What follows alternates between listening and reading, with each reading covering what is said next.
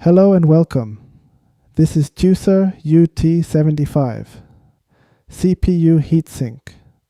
This is a 77mm height cooler, so this isn't exactly a low profile heatsink. But there have been an increasing number of cases where it hasn't got space for a tower cooler, but more than enough space for 65mm heatsinks. In such cases, this heatsink will fit the bill, but only if it is better than those 65mm heatsinks. We will see soon enough. Costing around $50, this isn't exactly cheap, but it is within the current price range for heatsinks of this class. Moving on, what caught my eyes immediately is the impressive number of heat pipes. Unless I am wrong, I am seeing 8 heat pipes.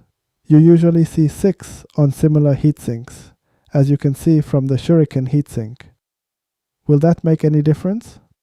I am not sure. There appears to be more surface to dissipate heat as well. Overall, it looks somewhat promising that this heatsink will perform. According to the website I purchased this from, they claim that this is rated for 200 watts. It looks like this heatsink was damaged during the transit, but the damage looks to be minor and it should have no impact on its performance. This is not the first time a heatsink was damaged in transit for me. It's a risk you must take when ordering things from China, unfortunately. There is nothing special about the mounting mechanism. It seems to support AM5 properly since it doesn't require removing the backplate.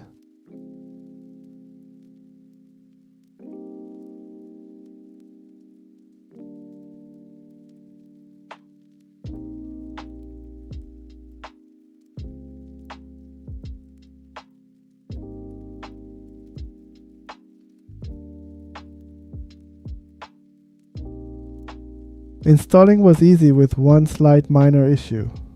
The hole to put through a screwdriver to secure the heatsink was rather small, and I had to look down and properly align my screwdriver. Otherwise, you may risk damaging the heatsink pins by scratching the black paint.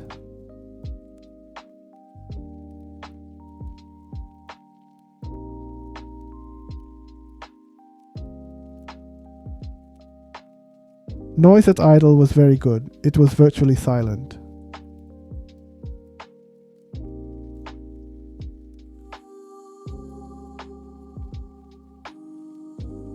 The testing is done with Intel 265K CPU, which has max TDP of 200 watts.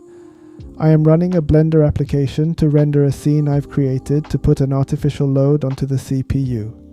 The first run will be unrestricted. Since this heatsink was advertised as 200 watts capable, it should be able to handle it. Then I will dial down to 125 watts in order to compare with other low-profile heatsinks. And it looks like this heatsink is indeed capable of sustaining 200 watts of heat. It's being pushed to max, but it is handling the heat. The turbo boost seems to be at maximum as well. Color me surprised because they actually were honest about the heatsink rating.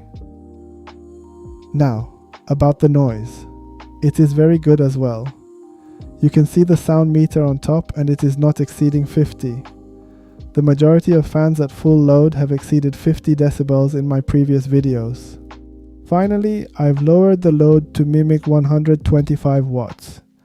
Interestingly, at 125 watts of load, this heatsink performs worse than other 65mm height heatsinks. The difference is about 10 degrees, which I cannot shake off as the margin of error. If you remember my previous review of IS-77-XT, it didn't do very well at 125 watts either. So, here is my conclusion.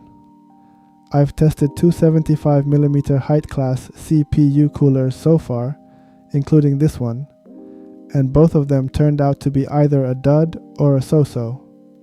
I have a feeling that, if they used a faster fan on this, it would have brought the temperature down by a good amount. But it wouldn't have beaten other 65mm height coolers still.